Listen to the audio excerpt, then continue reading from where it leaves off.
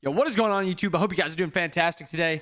Today, we're going to be taking a look at the second week of SPL. Starting off with the Bolt and Valks. Instead of looking at the predictions and just going back and looking back at what I thought last week, instead we're going to be starting with the games, going through them, looking at what I predicted, and then we'll be doing our predictions next week at the end of the video. So if that's what you're interested in, you're going to want to jump to the end. Looking at the comps, the Bolts banned away Kabrakan, Ymir, Guan. Valks banned away Dodgy, Emoji, Cupid. I think these 6 bans are still pretty common. They're viewed as really strong gods. Even though Dodgy is slightly counterable, she's still just a really good ban because you have to kind of pick to not get countered by her, which makes your comp just harder to play. Bolts picked Hades. Fantastic first pick. A lot of value. Hard to counter. Dominates games. Valks went Atlas Naja. Now, this Naja did not go in the normal jungle place, but I still like the high-value Naja pick. I think he's just super strong right now. Atlas, still really good support.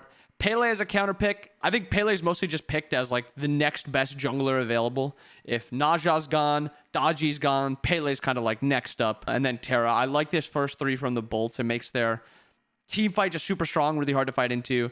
And the Valks end up going Mulan. And I think they like this Mulan into Hades. It actually seemed like a lot of points Aqua was bullying Baskin, and I think it's that slow build that you see these Hades go, and I think if they are against these more high damage, can fight you warriors, I think they should look to change up their build a little bit to be able to win the early game harder. If you're playing Hades and you're not really winning the laning phase, the pick's not as great as it should be. Valks picked the Medusa, which Wowie looked great on. Poseidon, Cern by the Bolts.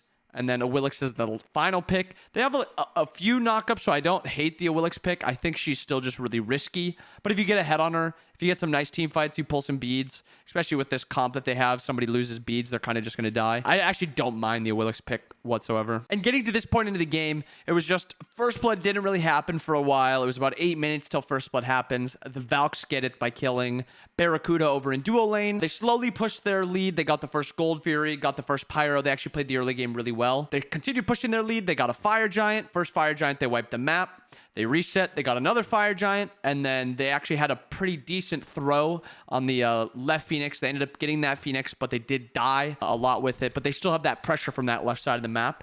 And this is the fight that I think really encapsulates the entire game. So the Bolts are pushing out left wave. You have to push that wave out. Fire wave is there. Ven actually just cleared it. Valks actually set this really nice trap. I like how they actually ended up playing this. They see Baskin going up to clear the mid wave. They see Jake going up to clear the mid wave. Both not too safe. They actually end up collapsing here. There's one thing I really want to highlight with this fight. Really good pull by Aqua here to be able to start the fight. Jake is forced to play up. You know Jake isn't really going to back up out of these fights. He wants to get some abilities forced on him before he actually gets his dash off. But this play by Kirmi to go on to Laz, if Jake's able to get his ult off onto all 4 of these people and Laz can go in, he's going to just blow up the fight, and this is going to be a really, really good fight for the Bolts.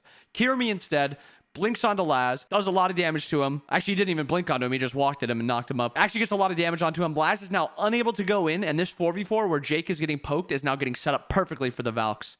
Ven's just taking way too much damage. Gamma's in a perfect spot. Benny plays this fight like an assassin pretty perfectly. Barra dies, and then the Valks end up just wiping this fight. Baskin dies here. Jake dies here. The Valks end up just walking it down, winning this game. Game 1, really good play all around by the Valks. I think the one mistake that they had at the left Phoenix when they had Fire Giant, I think their comp doesn't really 5v5 too well, so I would like to see them split it instead, but still great game by the Valks. Going into game 2, Naja, Willix were banned by the Bolts. I think they just wanted to play against something more normal. The Naja mid isn't something they're used to, obviously. The Willix, Kirmi actually played it really well. 2 good bans. Guan Yu also banned. Nice little throwaway. Ymir, Dodgy, Yamoja. I do not expect to see almost any Guan or Yamoja. I think they abuse Fablest a little bit too much. Makes it very hard to play against them. And unless you have like a specific comp built against them, they're very hard to deal with. Dodgy just still a nice throwaway ban. And then Ymir is just really strong in the current meta. So that leaves open Kabrakan from last game. And the Valks actually jump on it. Hades first picked by the Bolts again like this. And then instead of even waiting on the Mulan, the Valks just confirm it. They obviously like this matchup. I'd like to see teams maybe throw away ban the Mulan on the first side because it's one of the few things he's actually shown that he wants to play into this Hades. And then Kabrakan was locked in. Obviously going to Gamma. Gamma loves the Kabrakan. Bolts go Pele Atlas. Pele, again, one of the top junglers. If Dodgy's gone, Naja's gone, Pele's up, pick the Pele. and taking away the Atlas. It seems like Gamma just kind of picked the Guardian he wanted, and then Jake was forced to pick something else. Gamma looked really good today, so I like how they picked for Gamma. Also, Lance picked by Kirmi. Still a great pick. Very safe. Does a lot of damage. Love that pick. Wowie great on the Medusa. Locked the Medusa in again. Morgan Cupid banned second side by the Valks. Artemis and X-Ball banned by the Bolts, and Merlin, Neath locked in for the Bolts, Set locked in for the Valks, going for another assassin mid. Valks obviously like this different style, and I think they look really clean on it. So before we get to this actual point, the Bolts got a nice pick onto Gamma. Valks disengaged a little bit. Benny pushes mid. I love this play by Benny to actually push mid to get some win out of this. It's going to be very hard to take this fight when you've already lost your front line. So I do like this play by Benny. Benny gets the tier 1. He goes down to the tier 2, gets the tier 2, and he gets the tier 2 before they even pull this Fire Giant. It actually puts the Valk into this sick position to be able to contest this Fire Giant. Benny starts walking back, and this is a really big mistake by the Bolts. They commit onto God that they can't kill. They commit onto the Lance. Lance ults out. They burned their Frenzy. They burned a lot of their damage onto this Fire Giant. They don't have the damage to turn and kill. So they've used a lot of abilities. They don't have the Frenzy up to kill. Nice ult by Kirmi. Gets out. Doesn't really use too much. And Aqua's bullying out Laz. They commit to the Fire Giant again. Barra backflips at a terrible time. And Benny's able to commit to this fight completely. The dive comp that the Valks picked. Dives super hard right here. Nice play. Pick onto Jake. Pick onto Barra, pick onto Laz, kill Baskin also. And the only thing you lost was Gamma 30 seconds prior. They end up going back to this Fire Giant. Benny does die, but they do confirm the Fire Giant. Nice little play by Ven here to try and steal away the Fire Giant. I actually don't hate the play because I was worried at first that they were going to lose their middle Phoenix off this play. But instead, the Valks just choose to reset. They obviously had a lot of gold in hand, so really close to stealing this. This could have been a game-changing play by Ven and just barely off. After getting Fire Giant and being unable to get another Phoenix with this Assassin mid comp, I think the Valks are starting to realize that this Assassin mid isn't great sieging in 5v5s. Next time, or when they start pulling these comps out again, I think they're going to get more comfortable. It'll be brought up hopefully in scrims or hopefully by their coach after these games that, yo, if we're playing comps like this, we have to be able to get in and kill, or we have to split up the map. A 2v2 with Benny and Kirmi, Aqua and Benny, Aqua and Kirmi has a lot better chance of winning than this 5v5 does, unless they're actually getting into that back line and getting picks. So stepping into this, the Valks just got their Fire Giant, or just lost their Fire Giant. Fire Giant is spawning. The Bolts are looking to group in here, and they just blink and burn so many abilities into Gamma, and Gamma's not taking any damage. Gamma's 75% health, and they've used so many abilities. Barra's out of position. Ven's out of position, baited by trying to go into the tank. You can't kill the tanks at this point in the game, guys. We got to be smarter than that. Valks get a nice wipe. They walk it down. They end the game. Great series by the Valks today. If they actually keep up this style of play, I actually think this bodes really well for them because it's a surprising style that not a lot of teams are used to or able to play against. And I think they played this really well. I think the Bolts are still just having some growing pains. They're obviously still not completely accustomed to each other. Baskin and Laz diving together. But I think over time, they'll start to get a little bit better. But great showing by the Valks. Going on to game 2, or set 2 of day 1, Friday this weekend. The Kings versus the Scarabs. Looking at the comps, Ymir first pick. You know Genetics is going to first pick it if it's up. Scarabs counter with Hades. Khepri, I actually really like this 2v2. Khepri allows Hades to go as deep as he wants. They have a winning laning phase guaranteed in solo lane and then possible in dual lane depending on what their 2v2 is. Naja, Cupid for the Kings. A lot of control, a lot of damage. This is a guaranteed winning 2v2. Love this 2v2 by the Kings. Pele picked out by the Scarabs. Another just great combo with Khepri. Great combo with Hades. 2 sick dive gods. And then they've got this really good backline god that can also just assist the dive. Merlin picked out by the Scarabs. Just another really good pick. I think I would have preferred to have the Artemis picked earlier. So the Merlin pick could have been waited on a little bit just to see kind of what he's playing against in mid, to see what he's getting dove against. But maybe they were worried about the Merlin getting picked by the Kings and they wanted to confirm it. But I don't think there's a ton of value in holding your Artemis pick. And there's a lot of value, I think, that they could have gotten from holding their Merlin. The Scarabs have a really, really nice designed front to back comp with possible early game dominance coming out from solo lane and jungle that they can just transition this into just snowballing it. And then the Kings actually kind of have the same thing. Tier Naja, really good solo lane 2v2. They have a really good winning, hard to kill, hard to fight into solo lane 2 or dual lane 2v2, a farming mid laner. They scale into the late game great. They play front to back with a really good dive, and if this dive gets ahead, it's very hard to deal with.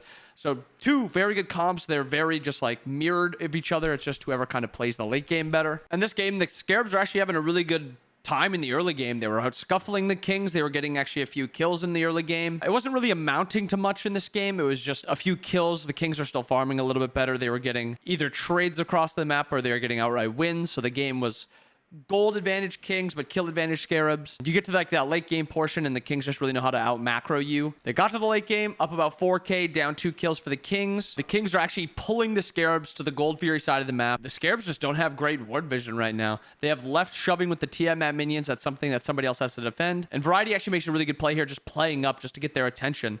Genetics gets down the Bracer, and they just pull this Fire Giant. They have really good confirm with Ymir, Cupid. Nothing the Scarabs can really do once they get put into a position like this. Ymir can keep out the Pele. Pele's forced to blink in. Almost gets a steal, actually, but he does get the Kepri revive, does get out. Like, overall, you see this, the Scarabs team is actually fighting really well into it. They're just kind of on the back foot. Sam is forced to blink in by himself, doesn't really get anything with him. And then at this point, you have nothing to really keep this tier off of you. Tier's just going to do enough base damage. He's got really good just outright damage with Glad, Bluestone, Manticore, all that good stuff. He actually doesn't even have the Manticore, and he's still just doing a ton of damage. Out macroed in the late game. Nice play by the Kings, but the Scarabs actually have a few bright spots in this game. Going into game 2, the Kings really liked the Naja, Dodgy, AMC, Atlas bands, Ymir, Cab, Yamoja. Ymir's actually seen as a good ban. I like that ban. I think it was a really good ban for them to get. And actually, it was a bit strange not seeing Guan Yu picked in a game like this. I think Naja being first picked makes a lot of sense. I think Kepri has a lot of value. Pele has a good amount of value as a counter pick. But I think holding this Pele pick, locking in the Guan, or even picking the Guan here third, or the Kings picking Guan in this position, I think gives their comps just a lot more strength. I think Guan is just very, very strong right now. He has very few downsides. The only real downside he has is he loses some matchups pretty bad, but like Hades is banned here. A lot of other gods he can just farm against and like fall a little bit behind, but like still manage. So it's a bit weird seeing no prio on Guan. Maybe the Kings don't value it too much. The Scarabs don't value it too much. Overall, kind of same comps again. Scarabs have a solid 2v2 fight in solo lane. Then they have a really good scaling other side of the map. Kings, really good 2v2, Artio, Naja. Then they have pretty good scaling, but mostly just a dominant dual lane, Cupid, Horus. A lot of kill potential, a lot of sustain. Can't really out-trade them. Can't really walk up to them. They pull beads really well. And then Vulcan just kind of farms. Similar comps again. They're not as mirrored because the Scarabs are going for a more scaling comp, while the Kings have a more pick-oriented and just outright baiting, farming. I like this comp, though. Again, I like these 2v2s that the Kings are picking. Cupid, Ymir, Cupid, Horse are just really hard to fight into. And the Kings, again, just kind of survived the early game. They were actually getting absolutely dominated in solo lane. Scary was huge. Variety was super far behind. Unfortunately, a couple over-fighting, over-committing by the Scarabs kind of threw a little bit of their lead. The Kings ended up farming a lot more. They snuck another Fire Giant. They wiped all the towers with the Fire Giant. Got that right Phoenix, actually, which gives them pressure, gives them an opportunity to do something like this.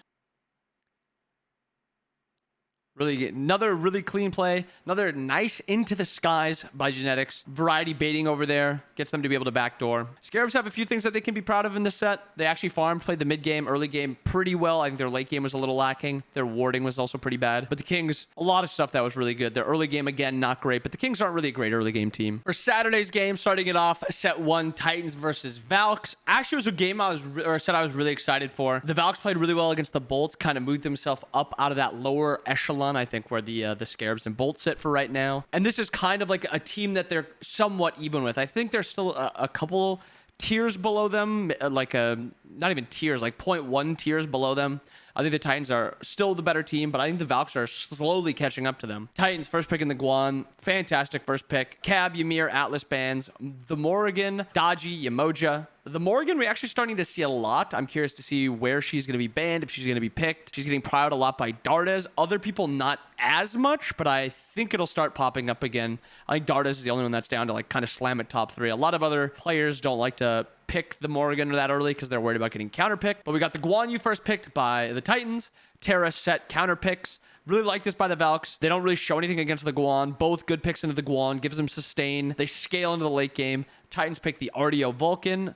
Again, I said it last week. Still not a big fan of the Vulcan. I think he's very, very overpicked. I don't think he's great. And then we have Cerberus. I actually think this Valks top 3 is a really good like counter kind of into this Titans comp. The Terror to kind of maybe bait out the RDO. Serb is a really good pick into RDO. This 3v3 is really strong into the Titans 3v3 thrust so far. Medusa pick again by Wowie.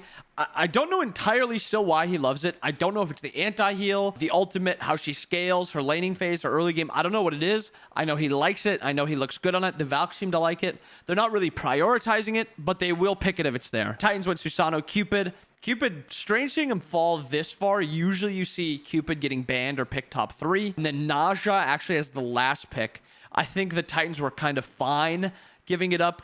If that means that they're picking Naja, they're going to be going the double assassin mid jungle. So maybe they weren't too worried about it, even though they beat the Bolts with it. The Valks beat the Bolts with it. Overall, Valks, another good comp. I like this one more than the other one because if they do fall behind, they have the option of at least having a good team fight with 2 Guardians. So they have some magical damage and 2 big AoE Guardians along with a pretty big AoE assassin, a decent AoE assassin, and a decent AoE hunter. So I like this Valks comp a lot more. But this Titans comp just has so much stuff. I think Guan is the best god probably in the game, maybe other than Hades. Hades not even picked in this set or in this game, but Guan absolutely fantastic. And then I think this Susano Cupid also very, very good picks. Crazy to see them falling this far and not getting banned out. There was just a lot of kills in this game and a lot of fighting. So if you like that, I do recommend you go watch that. Watch this game, pause it here so you don't get the spoil of who wins or whatever happens. Or if you already know who wins, I guess it doesn't really matter that much. But if you do like that, this is a very entertaining game and set to watch. Titans actually got up to about a 10,000 gold league with fire around 26 minutes. They wiped the map, but they overstayed to try to get this middle Phoenix. They actually ended up dying. The fire giant spawned. The Valks got it while the Titans were still dead. Map ended up getting wiped. The Valks went for the left Phoenix. They didn't really get it, but nothing really happened. The game is now even at about 32 minutes into the game. Both teams full build, both teams getting to their upgraded relics. And then this is the fight that we get blessed with. So this is what happens always. Fire Giant's up. You gotta kind of like, you know, posture a little bit, stand around. Benny sees a sash. Now, keep in mind, Benny, no beads. Lairs has beads. It's also late game Susano, late game Naja. I genuinely think if Benny just ulted right away, he has the damage in his ult to just kill Lairs. Unfortunately, he opts to just go for the beads and to play back. But Susano burst is a lot. Lairs gets the kill. Lairs gets out a little bit. Kirmi has to overcommit to get this kill. 1 for 1, but they've used a lot. Aurora's basically soloing Kirmi at this point. They have now a really weird scuffle. Wowie's forced to get out of position, and you have a Guan in a fight like this. Makes it very, very hard to win this fight. Gamma forced to play really far forward, and at this point, that's all she wrote. Nothing the Valks can really do. Titans take game 1. Overall, still, just the Valks are showing that they are not in that bottom echelon of teams. They are a very, very good team. They can contest with the Titans. Going into game 2, we got the same bans for the Titans, same bans for the Valks. Why would the Titans switch it up? You got Guan Yu. He's the best character in the game, one of the best characters in the game. You lock him in. They absolutely do that. Instead of opting for the Terror this game, though, the Valks go Serb set. They obviously like the Serb into the Guan Yu. Mitigates his healing a little bit. Free landing phase for the Serb. Scale into the late game. Set, they like it. Mid, they like it jungle. Obviously going to pick that if that's up. They're delaying the Naja also.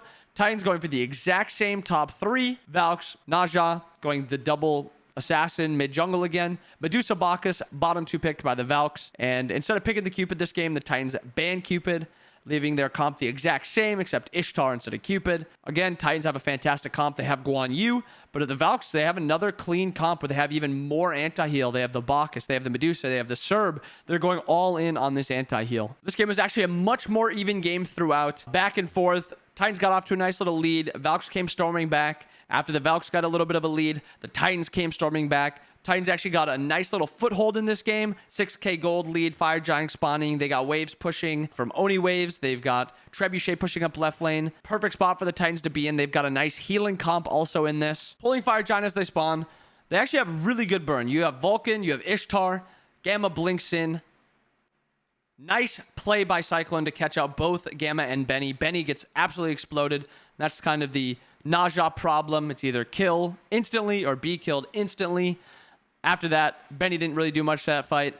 The rest of them get wiped. Wowie gets chased down, and Titans end up winning out the rest of the fight. But overall, like I said, the Valks are still looking great. There's a lot of things that they can gain from this. They obviously like their double assassins, and I think it works pretty well for them. I think if they clean up some of those late game team fights where I think Benny's just looking for too much, I think they can improve a lot more. And I think their mid game could use a little bit of work too. They overcommit a lot, and they make a lot of misplays when they don't really need to, or they feel like they have to make plays and they don't have to. But if they start cleaning that up, they're going to be a really good team. Going into set 4, game 2 on Saturday, it was the J Dragons versus the Oni Warriors. And it was probably the game of the week. You have the number 1 team, Dragons, on a massive winning streak. Oni Warriors looked really, really good last week also. So it's kind of the undefeated team versus the undefeated team, especially after the Dragons beat the Kings and kind of proved themselves to be the top tier. So it was like the Warriors' turn to kind of try to knock them off. Looking at the drafts for game 1, J Dragons first pick to the Cabrakan, bans Morrigan, Dodgy, AMC. I think you have to ban Morrigan against the Warriors. I think Dardes is too comfortable picking it, and he looks too comfortable on it. Yamoja, Ymir, Hades, all great bans. Very good from the second side. Dragons first picked Cabrakan. Oni's countered with Guan Eset. I think they picked this Guan.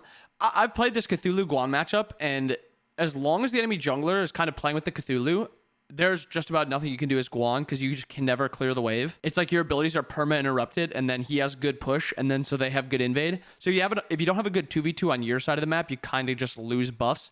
And spoiler alert, that's kind of what happened in this game. Nika fell very, very far behind. Eset, Kepri, and then Cthulhu last picked. This Dragons comp is such a good dive comp. And into this backline comp, it's if your team gets ahead, this dive comp is going to win out very easily. This comp gets ahead, the dive comp won't be able to kill anyone, and they'll just be kind of getting one shot. Artemis into Cabrakan Cthulhu, I thought was really bold.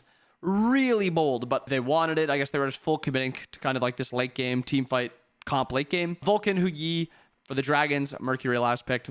Hu Yi, Cabrakan, very good kill lane into Kepri Artemis. And the Artemis also died a lot in this game. Game 1 setup, it's just a really big blowout by the Dragons. They're up 12k at 22 minutes. Snowballed across everywhere. Everybody kind of fell behind on the Warriors. They were just getting dove. They were just getting kill. Fire Giant for the Dragons. This is kind of the fight that sealed the game. Dardes vote pushing up, looking for a pick. It looks like Mike spots them. 3 here strong. Pretty easy double kill. With so much pressure on the map that you're already playing against, you're kind of just looking to make a play to kind of delay this game. Unfortunately, they do get picked. The Dragons end up actually just winning this game just a minute later or something like that. So pretty big blowout game 1. Small switch up for game 2. The Onis, instead of banning Ymir and giving up Pele, they actually ban Pele and then end up picking the Ymir because the Dragons opt for the Naja. Naja's a really clean first pick. I said it a lot. He's very strong, so I like the first pick for the Naja. Ymir Cupid for the Warriors. Very, very strong 2v2. I'm really liking this. Artemis is the counter pick against Cupid. Good Artemis pick. It doesn't really feel like it's forced like it was last game. And then Cabrakan. Cabrakan's a good pick into Cupid. He's kind of one of the reasons that Cupid fallen out of meta a little bit is because he's just such a good god. But if you pick a matchup like this 2v2 is still risky into this 2v2 because this one's just super strong. Hun Bats for the really clean late game. Big ultimates, big AoE. I like it into this comp. RDO. Kukulin Zeus, last pick by the Dragons, and Oni Warriors opt for the Cernanos mid, which looked very good. Spoiler. Game 2 is just much different from game 1. The Warriors didn't really get picked. They were farming for the late game. They were farming evenly with the Dragons, so they weren't just losing lanes and then losing farm. Slowly, they started just grouping. They got their lead. They grew it. They got this Fire Giant. Before this, they baited Neil a little bit, and Neil got blink engaged on, or I guess Vogue got blink engaged on, but Neil peeled him out, took a little extra damage, but the Dragons did use Zeus ult. They used Naja ult. They used Cabrakan ult. Really good setup for the Warriors, forcing those abilities out. And actually a pretty good engage here by Fine. He got a 3-man knockup, 2-man knockup, got Dardes' beads, but Mike gets froze in front of double ADC, and they just take way too much damage. Neil dies, but who cares? That's the story of the Warriors. Neil dies, but who cares? We won the game. Nice cleanup by Nika, and they just kill they kill the Titan. Going into game 3, Dragons are staying first side, Warriors staying second side. It seems like both of these guys just prefer the side that they are on. Got AMC, Dodgy, Morrigan, so the Dragons are fine with their other comps. Yamoja, Hades, Pele, Onis were also fine with theirs. The Dragons decided, hey, we don't have to go the Naja here. We can actually go the Ymir. It was bad. They picked it early, and it was banned away game 1. A lot of value on it. The Warriors say, okay, you can have that. We'll take the Cab. We'll take the Cupid. So kind of switching up of the supports. Willix and Vulcan picked old combo, like a season 1, season 2 combo. It was kind of cool to see something like this where it's not like combo characters are really picked anymore. So it's cool to see. Oni's opted for the Naja, which is a really good pick into Vulcan, and I think it's a good pick into a Willix also. Oni's opted for the CERN again, going for the double ADC, which they seem to really like. Set on her, last pick for the J Dragons, and Fafnir picked for the Warriors, flexing that Kabrakan into solo, and we've seen it opted to more into the support lane. Really good comps by both the teams. Onis are just looking to just have that kill who's ever in front of us, waste some time with this cab, one-shot somebody at the cab, but mostly we're just focused on who's ever in front of us. They actually have a lot of one-shot potential with Naja and cab. Dre Dragons went with a more dive-heavy comp with a little bit of frontline killing, playing off the Amir wall. Both pretty risky comps when both supports are really easy to kill, and then just a lot of damage from both teams. And game 3 ended up being another slow-ish game, nowhere near as slow as game 2. The Warriors actually grouped up better late, found some picks, exploited them, got into a nice little position here, like a 2.5k gold lead, 1k gold lead, and then 1 extra kill. The Warriors were actually just looking to burn this Fire Giant with Fafnir and double ADC, but it was just really bad positioning. This is a really long-winded video this part is going to be, because usually I want like some smaller stuff, but this one is just the Warriors just finding these big picks and then just leading to these big wins. After getting Fire Giant and forcing down to the tier 1, Nika just one-shots Panda, who's got double relics and just didn't think he was going to take that much damage. A lot of damage forced out. They get the right Phoenix, and now with another person dead while they're looking to siege, another thing that J Dragons are going to have a hard time defending. Not much you can really do here when you're down a 4v5 and one of your ADCs is dead. You have to try to kill the enemy's backline. You can't really do that. Another nice setup by the Warriors. They got the waves pushing in. Fafnir transforms. They just slowly poke this down. The Dragons don't really look for an engage. And Kiva finds a nice ult onto Fine, forcing out his beads. Fine is now really weak for this fight. And lot of burst damage out of Nika. Kind of surprising not seeing this cab picked much at all. And he's not even taking damage. He's literally healing more than he's taking there. And a really good set by the Warriors. Proved that they are one of those top teams. Beating the Dragons. Snapping the Dragon streak. Overall, really great game. Really great set other than game 1, which the Dragons played really well. And I think this was more the just Warriors showing that they have like that unreal team fight composition play that they can have as long as they don't lose that early game. And I think if they can clean up their early game to just be consistent, I think they're going to be a really good team. Game 5, Sunday, game 1 featured the Bolts versus the Levis. Haddix is facing his new team for the first time, and it was going to be a banger. The Bolts are kind of a lower team. The Levis haven't looked great, but they're still kind of in like that mid tier. So it's kind of be a prove it game for the Levis and then a show us that you're not kind of like a bottom team for the Bolts. Looking at the comps, we got the Amir ban, Lance ban, Pele ban for the Levis, Yamoja, Guan, Daji for the Bolts. First pick for the Levis. It's something you can flex. Cab is always a good first pick. Atlas, Naja. Naja's still a fantastic first pick. Atlas, I think it's really hard to pick Cupid whenever the Kabrakan is up. So they had to just give up the Cupid. They couldn't pick literally the top tier hunter. Kabrakan, Cupid, Vulcan. Pretty solid like backline. Even though I'm not a big Vulcan fan, he kills people that are diving in with Cupid. And then he has good follow-up on the Kabrakan abilities. Medusa, Naja, Atlas. Medusa, Atlas is actually a really good 2v2 into the Cupid and Kabrakan. They have a lot of disruption against the Kabrakan. A lot of CC. Good safety against the Cupid, other than the Atlas kind of can be messed up by him. Pretty good counter picks by the Bolts. CERN picked out. Going to be played mid. He's been seeing a lot of success in mid.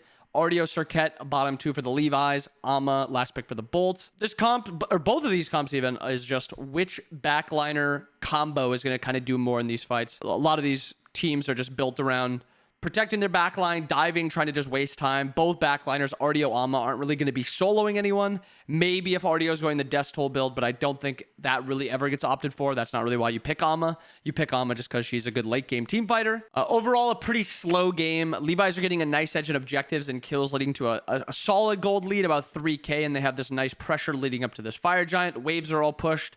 They're in a good spot. The only thing that may be misplayed, if you want to call it a misplay, is Treb isn't pushing, but they still are strong on this Fire Giant. They have the Bracer down, which has been getting opted for a lot. Bracer allows you to just destroy objectives. And one of the reasons Vulcan's really strong is you just get extra DPS on this objective. And at this point, you have better secure. You can just commit to this. They use all their ults. They start trying to run away. And the Bolts get a really nice engage. Look for a lot of damage, a lot of relics down. Another big Medusa ult. A lot of big ults being landed by the Bolts. Unfortunately, look at how close all of these fights are. This is almost just FG regen diff. Barra a little bit too far forward, getting messed up by the Bracken Tremors. And I mean, the fight is still incredibly close. There's the consistent damage that the Levi's have after Barra is dead makes it so it's just a little bit easier for them to win. But like this fight was so close to going either way.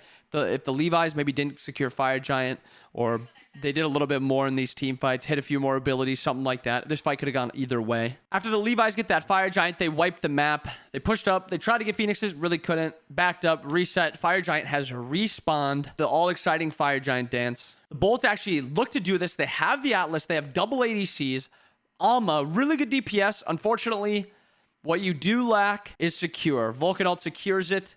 Jake gets really low. Laz really low. Laz gets his ult up, but Barra is playing out a little bit. Barra gets picked. Even though they got the Fire Giant, or they almost got the Fire Giant, the Bolts, they got picked at the end of it. And that's kind of like that riskiness of trying to do a Fire Giant at the end. If you get out secured, you're kind of just going to be losing the fight because you have no abilities up. But you're down 13k. You kind of want to look to make a play. I don't mind the call by the Bolts. Unfortunately, Vulcan has good secure. And with Laz looking to sash in, he has no beads. He gets stunned, and killed. Unable to do anything. That's 2 picks in a row now. The Bolts are just trying to slow him down, but at this point, there's nothing they can really do. The Levi's walk in and just kind of end through the Bolts damage because there's just not much there. You have a lot of AoE, Vulcan, Cupid, Kabrak, and Tremors. Game over. Going into game 2, Bolts down 0-1. They decide to switch something up. Instead of banning the Guan, they ban out the Naja. Every other first ban stays the same. Levi's go for the Kabrak and first pick again. Bolts instead go Guan Yu Vulcan, banning out the Naja so they get the Guan Yu. Cupid already picked by the Levi's. This again leaves them to just, we're going to be playing front to back, looking to be killing who's ever going in. And this is where I think a lot of the comp kind of went in the Bolts' favor. This Nox pick, it's kind of fallen out of the meta a little bit. I know it's Jake's kind of like one of his favorite picks, if not his favorite. He picks it into this Kabrakan, which is usually a really bad matchup for Nox. You can never really one him. You can interrupt his abilities sometimes, but the root immunity on Kabrakan one makes him really hard to kill. And then if you're out of position, he just walls you and kills you. Nemesis picked by the Bolts, Amuz and Cobb, Erlang Shen by the Levi's, and Artemis last pick by the Bolts. Both comps again, front to back. Very team fight heavy, very team fight style. This one's slightly more pick oriented, but you have Erlang, you have Amuz and Cobb. You have a really good pick one on this. Kabrakan also.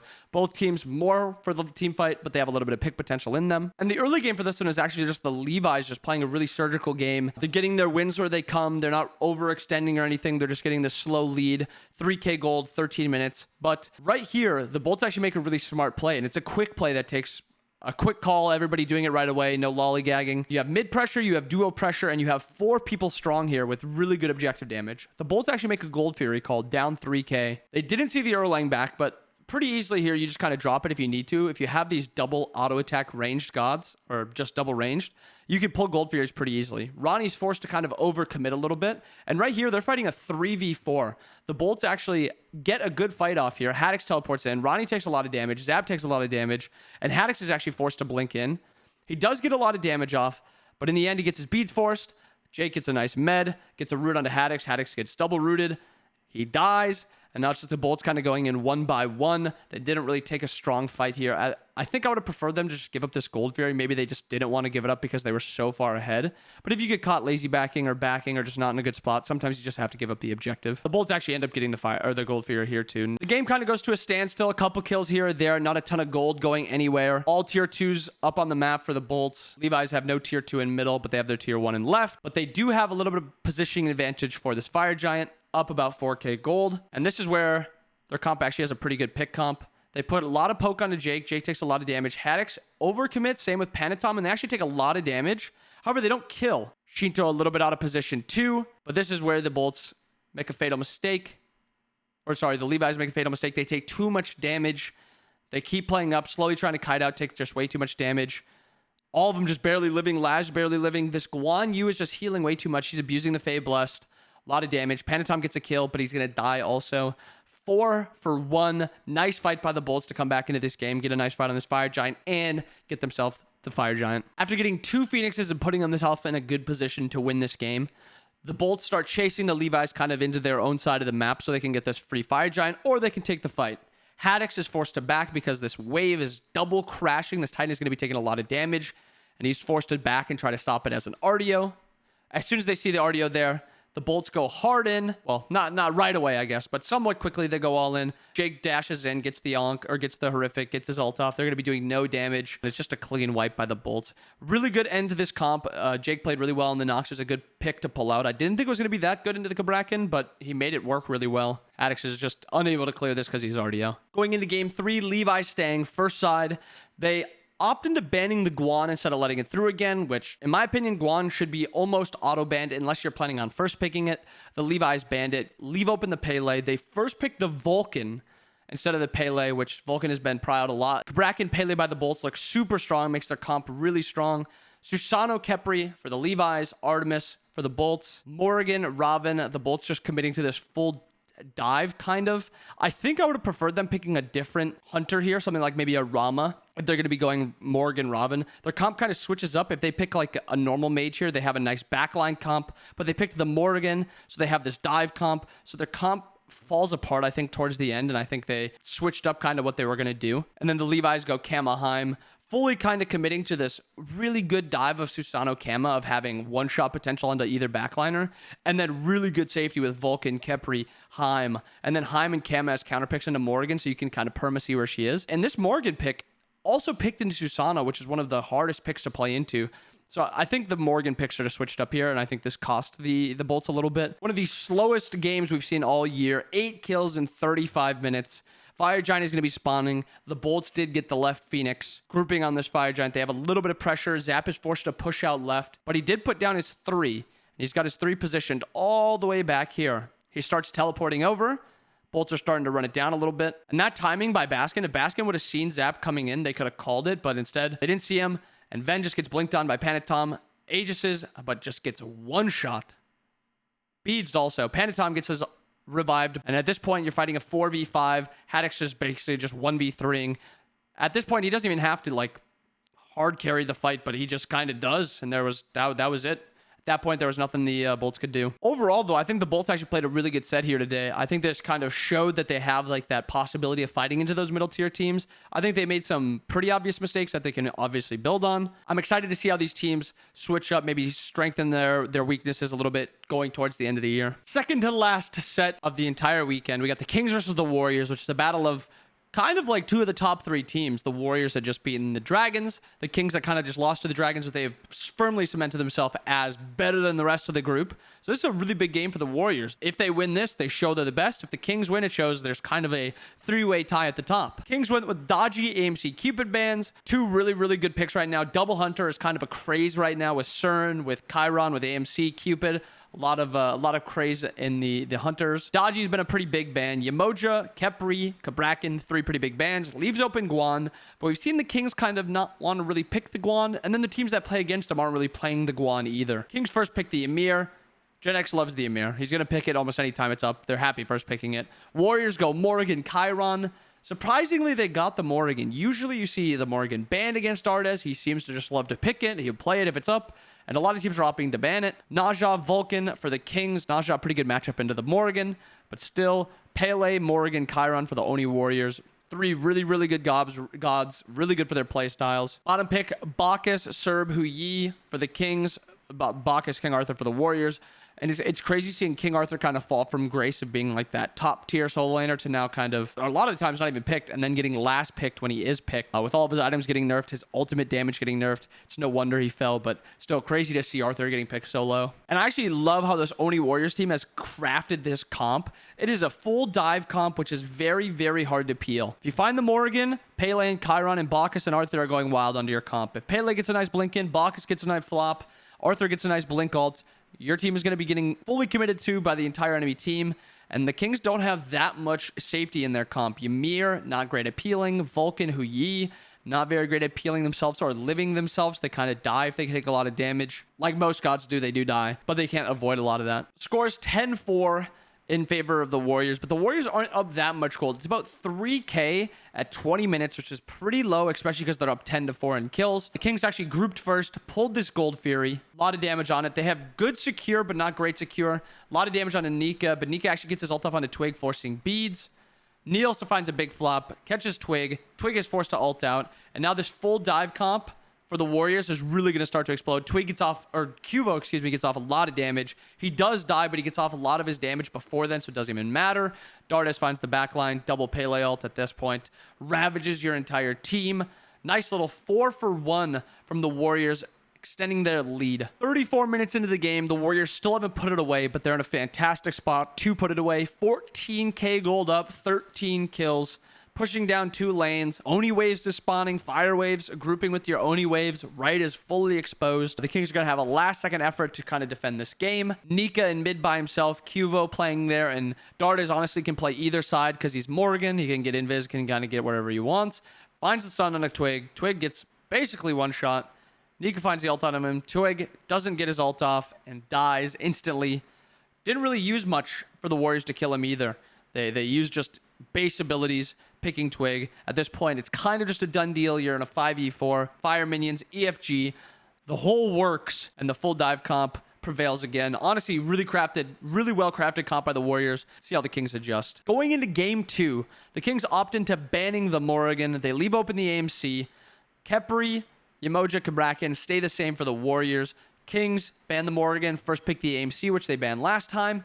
But the Warriors are like, oh, okay, if you want the AMC, then we get the Ymir you picked last game. We're also go the Chiron. That vote played very, very well. Genex says he doesn't care. He picks his Horus, which is kind of his next up god if like Khepri... Okay, never mind. I can't really say next up because he plays like Khepri, Ymir, Yemoja. He plays a lot. But if those gods are banned, Horus is kind of his next up. He likes it a lot. He likes the playmaking potential of the ult and just the base abilities. Serb for variety just gives him another magical option, which is smart. You don't want to have 5 physicals if you're showing your hunter who's usually played mid and your support, which is a physical, which is usually a mage. Oni Warriors then go for their Cern mid, which they've loved doing. It's probably Dardes' next favorite god other than the Morrigan. Hunbots for the Warriors out of the second ban phase. Willix Huyi for the Kings. The Warriors only actually have 1 jump ability, but you have the Horus knockup, you have Serb's abilities. Huyi can get a little knockup, but Willix has their own knockups. It makes their comp a little more pick-oriented. Easier to play, though, and the Warriors' dive comp isn't even a dive comp really anymore. They've split kind of hunter DPS, one which is like a dive hunter and the other one which is like kill who's ever in front of you hunter. So the Warriors comp I'm actually not a big fan of. Maybe they're just so comfortable on the Cern they feel like they just have to play it. But I think if they pick another just dive mage here or something else, something that can just dive with, even like a hunter if Dardes can play, I mean an assassin if Dardes can play it, something to commit to this full dive, because the rest of this comp with a dive would be very, very strong. 5-2, kind of the same as last game where the Warriors are getting pretty big kills, but the Warriors are actually down 4k gold. The Kings have been grouping for objectives, confirming the objectives, just kind of out farming around the map. You know this Gold Fury fight is going to be happening. Both teams grouping, both teams still trying to get farm where they can, greed that farm where they can. Twig actually in a decent spot to kind of harass. And right here, do you see this? Gen X ults. They don't pull the Gold Fear anymore. They kind of saw Twig there. Get this big ult off. They were seen on a ward, so they start sprinting over. But with how fast they can burn this, they have Frenzy. They have Bracer. A lot of damage being put across. Nothing Nika can really do other than just watch it die. He can't out-confirm it. He's just a lone Liardio. Twig does a little bit of zoning. Gets Relics forced, but he forces also Dardes' Relics. And at this point, the Kings are good to disengage because they got the Fire Giant. They got the prize they wanted. Not too long after getting the Fire Giant, Dardes actually takes a bad pathing mistake here. Him and Neil look for like a kind of a pick onto variety, but Neil doesn't really commit to it. Neither does Cuvo. Dardes is forced to play, or not forced to play forward. He just does play forward. Gets his dash. Forced, gets stunned, no beads. Dies. And with that pick, they're getting this middle Phoenix. And Genex is going to start abusing his Horus ult. They've only got 1 Phoenix that they can really go through, but they ult into it just to speed push this because they saw somebody in the left lane. They take a little bit of damage. Twig gets his blink ult off. Kings takes a lot of damage, but gets a lot of damage off onto Cuvo in return. 5v3. Vote also dead. Nika and Neil by themselves have no damage to be able to kill. Can they delay long enough for Dardes to spawn? Neil is down. Nika's still alive. Dardes, Nika versus the world. Some big damage, actually, but Dardes still no beads. Gets poked out, gets forced out. Kings get the Phoenix and actually win the game. Going into game 3, the Warriors actually opt into picking the first side, switching up the bans a little bit. They leave open Yemoja. They ban the Horus. Kings ban Dodgy, AMC, Morrigan, same gods as last game. Leaves open the Yemoja for the Warriors. Cupid, Poseidon in response by the Kings. Chiron, Pele. This comp makes a little bit more sense. I think I like this comp a lot more by the Warriors. Baron, good backliner. Yemoja, good backliner. I think they just kind of get messed up sometimes with how they want to play these comps because This is a really good dive comp and then really good sustain, but they have to win this game via diving and sustain. They don't really kill the one person in front of them because Chiron's building full damage, ulting the backline. Baron's not really a burst mage on the character in front of you. He's more of a harass mage with like a good amount of damage. And then the Kings went for another kind of similar comp. They actually went the Guan this game, who was left open all the way to the bottom. Variety able to get this so low is actually insane. Terra, Guan, very hard to deal with. Cupid also a lot of sustain. They abuse Fabless, but so does the Warriors. So this one kind of comes down to who can abuse their healing better. And with one of the bloodiest games we've seen, 36 kills in 36 minutes.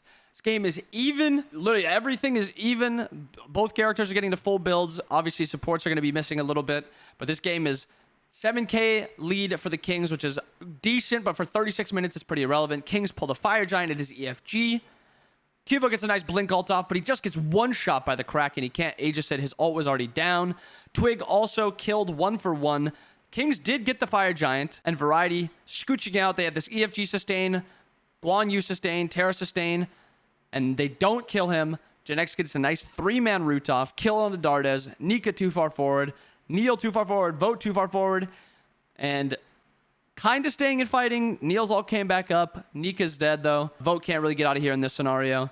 Neil can't really get out with him both alive. He instead just goes a different way, which is pretty smart. And that's the end of the game. Kings win, but still a really good showing by the Warriors. I think this actually leaves the rest of this phase really exciting. Kings looking really good, Dragons looking really good, Warriors looking really good, and I think those 3 are your favorites so far to win this regular season. And the final game for the weekend, Titans versus Dragons. Titans trying to just beat one of those top teams to kind of show they're up in that upper echelon of teams. Dragons trying to show them, no, you're not. We are still one of the top dogs, if not the top dog. Titans with the bands Hades, Pele, Ymir. Solo loves the Hades. Scream loves the Pele. Polar Bear Mike loves the Ymir. 3 really good bands, some top tiers. Kama, Kabrakan, Yamoja leaves open the Guan. Titans actually opt for the Dodgy. This is one of the first Dodgies we've seen in a while. Dodgy is almost always getting banned, and they actually first picked it, leaving the Dragons with Guan Yu Naja. They traded a top-tier jungler for another top-tier jungle and the best solo laner in my opinion. Titans countered with Bacchus Vulcan. Vulcan, again, it's just so much prio on the god. I get what he does, but I still think other mages do other stuff very well also, and I think the Vulcan just doesn't need to be getting picked so much. A lot of the times it doesn't even fit comps, and they're just kind of picking it to pick it. Jade Dragons also went Kepri, and then they went Yu Huang. Chernobog leads this comp to be a really front-to-back comp with Naja looking for picks, Guan Yu playing around the Naja. They have really good sustain. This comp is beautifully crafted by the Jade Dragons, and I think the Titans comp just looks like a bunch of gods kind of just thrown together. They have a dive god, backline god with like the alt kind of, backline god with really nothing else, not a lot of survivability either. I think if you play something like this, having 2 survivable mages with some maybe backline presence would have been a little bit better. But if this Vulcan's getting gone on, there's like no help for him. Ishtar's getting gone on, there's no help for him. Achilles going in, the execute is nice into the Kepri, yes, but if he gets pulled, he's just going to be dying. His team isn't all in able to dive with them. Dodgy goes in with them, but then goes into the air. Bacchus can't really tank as much as the Achilles can. So I think overall, this Titans comp just doesn't make a ton of sense, and I like this Jade's comp a lot. And with a negligible lead for the Dragons, like 50 gold at 20 minutes, but they're up 4 kills. They've actually found a lot of kills. They're just not really leading to anything else, not really finding a lead from it. They got to pick onto Lairs. Lairs is coming out of base, and actually Scream is farming the other side of the map. He's pushing in the right wave. Tartarus Titans are looking to make a play here because they know Scream is on the right side of the map. They get that right tower. It gets them a little bit of gold. Actually pushes their lead a little bit more, up to about 2k, getting tower, getting a bunch of farm. Fine actually ults in. This is a 4v4. Aurora takes just way too much damage. Fine does get a disengage off. Finds the body block. Fine is out. And now they're able to sustain up. The Titans have already used a lot. Lairs is going in. All they can look for is Mike. Mike gets his disengage off. And that is all she wrote for the Titans. They have no abilities up. Scream on the wraparound. Gets his ult onto Lairs. Lairs is going to get bursted. Fine okay got his TP off. Teleported back. Looking for a wraparound. And that is a big wipe for the Dragons. Chernobog ults in. Slows the entire team. Pretty free kills across the map. But they do find a kill into Scream. Solo actually gets that kill into the back line. Solo actually played a really good game this game. And with the Dragons just kind of stomping through the mid game and the late game, they got an EFG, they got towers. Nothing the Titans are really doing was working. They got the right one pushing down, middle one pushing down, left one is just one shot. Kind of a last hurrah for the Titans. Instead of pushing up the waves, they just look to group into the enemy jungle. And they're not completely grouped. Mike, the only one watching up, maybe sees Aurora, maybe doesn't. Maybe he's just playing safe. It looks like he doesn't really see him. Now he sees him. Mike backs up, kind of baiting the rest of the team. And at this point, the Titans didn't really see an engage fast enough. Fine gets a sick TP behind Panda Cat, able to ult in also. Slow the entire enemy team. They just turn onto Solo Patrol. They turn onto Aurora, taking a lot of damage. Nothing they can really do at this point. Nice ult by Pegon. Gets the 2-man, cleans up the back line. Solo at this point is just left out to dry. Nothing he can really do. And the Titans lose game 1. And going into game 2, the Titans take first pick again. Instead of giving up the Guan Yu and banning the Ymir, they ban the Guan Yu, give up the Ymir. The Dragons, instead of banning the Camazot, they ban the Naja, leave open the Kama. Titans opt to pick the Dodgy again, which didn't look too great last game once it got to the mid to late game. Dragons go RDO Ymir. A lot of good frontline here, a lot of CC. Leaves open the rest of their comp. Titans go Atlas Vulcan, which is a little bit better of a comp. They actually have like good setup for the Vulcan, good damage. Like this comp makes more sense for the Titans. I just don't think Osiris is in a very good spot right now. I don't think he should be played. Dragons go Heim, Set, Bastet. Absolutely fantastic dive. Like this is how you execute a dive comp. You have really good dive, Set, Bastet, RDO. You have really good survivability on your one backliner, Heimdall, and then Ymir is just a really good in-between piece where if he's getting gone on, he can live pretty long, but if they overcommit to him, the team can clean up. He also has a lot of utility with his wall, with his damage reduction. Love this pick, love this comp by the Jade Dragons. And through, this game was a blowout. Lairs 0-5 on the Dodgy did not look too great. Aurora 0-4 on the Atlas didn't look too great. Cyclone on the Cernanos 1-3 also did not look too great. The Dragons got off to a really early lead, pushed the lead. Godfire Giants pushed really well. This left Phoenix is actually just coming back from dying, same with the middle Phoenix, but they have killed the middle Fire Wave. Perfect setup by the Dragons. They're split because they have double assassins. And I said this for the Valks game. When they have these double assassin comps, splitting makes a lot more sense. Your comp flourishes more. If you're fighting 5v5, mages are OP powerful. If you're fighting 2v2s and stuff like that, assassins actually run those. So I like how the Jade Dragons have kind of flipped up this 2v2. Even though they do have these towers down, these Phoenixes down, they still opt into splitting. And taking this fight in middle, Pegon gets gone on, takes a little bit of damage, but Lairs doesn't get too much off, forced into his ult.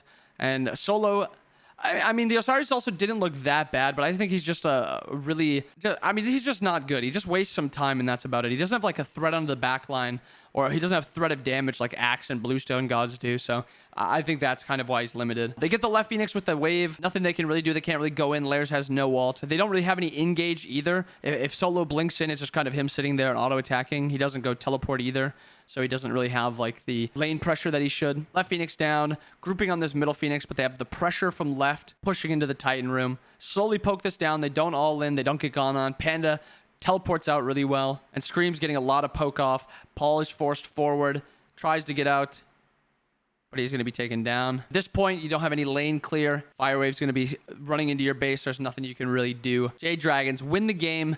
Really big kind of actual statement win by the Dragons. I think it's kind of like the older brother saying to the little brother, like, no, you're not there yet. The Titans obviously have the potential, but for now, they do stay in that more middle tier of teams. Really good plays by the Dragons, though. Taking a quick look at our predictions from last week, starting off with the Valks and Bolts. Valks, very, very good set. They actually took it over the Bolts, and I predicted them to win. I think they're actually on the up and up. Scarabs lost to the Kings, but I think they had some bright sides. The Kings, obviously, just one of those top teams. Titans beat the Valks. I think the Valks are good, but I think the Titans team is still just like a shade better than them, but there was definitely some potential there for the Valks to win this. Dragons versus Warriors was our only miss of the week. Dragons dropped it to the Warriors. Warriors looked fantastic. Gotta be looking out for them. Bolts versus Levi's, also another really close one. Maybe the Bolts is closer to that middle tier, or that the Levi's is not in that middle tier with the Titans team. Titans and Valks are in like that middle tier. Maybe the Levi's is closer to the bottom than they are, but they did take the win, and that's what matters. Kings and Warriors, second to last game. Predicted Kings. Kings took it over the Warriors, but it was pretty close. The Warriors actually stomped game one. They got like kind of a comp that I think they really wanted to, which helped a lot. And then Dragons versus Titans. Dragons manhandled the Titans. absolute blowout by the Dragons. Going into next week, starting off with the Warriors and the Valks. And I think this is a sleeper game for the Valks where I think they can actually take this. I think this Warriors team is looking fantastic right now, but I think that they are very one-dimensional on how they want to play. And I think that their picks and bans are good, but they're not deep. And I think if teams can start to exploit that, I think this Warriors team might come back down to earth. I'm still going to pick the Warriors because I think it's risky to pick the Valks, but I would not be surprised if the Valks took one, if not both games with some good picks and bans. Game 2, Scarabs versus Levis. I think this could be a really good game for the Scarabs to win. The Levi's team has not looked very good at all, and I think the Scarabs with some consistency in their scrims, I think they have a chance of winning this. I do think that they're still the worst team, but I think they could take a game or two in this one. Going into Saturday, Valks versus Dragons. I think the Dragons are less likely to drop a game against not the top two teams. I think this is a pretty easy call for the Dragons. I don't think that they're that much better than the Valks, but I think when teams aren't playing perfectly, the Dragons exploit it a lot, and I think the Valks are still pretty sloppy. Kings versus Titans. I think this Kings team is still just too good against those lower-end teams. I think if you do see this Kings team dropping games, it'll be to the Dragons, to the Warriors. I think they're still just too good for the Titans with all the mistakes they're making. Day 3, Sunday, Dragons versus Bolts. Should be a pretty blowout game. Dragons against lower-end teams also kind of stomp them. Scarabs versus Warriors. Another one where I think the Warriors could drop it, but I think it is less likely than the earlier one in the week. I will take the Warriors here, probably 2-0. And then Levi's, Kings to end it off. I should expect a 2-0 dominant stop by the Kings. I think the Levi's are just having a lot of mistakes and they're really problematic with their play right now. So I expect the Kings to kind of win this one. We're really, really wanting these right teams to win. If we get the Scarabs to take home this one, this is just the right side. That's all we care about. But I hope you guys enjoyed the week 2 SPL review.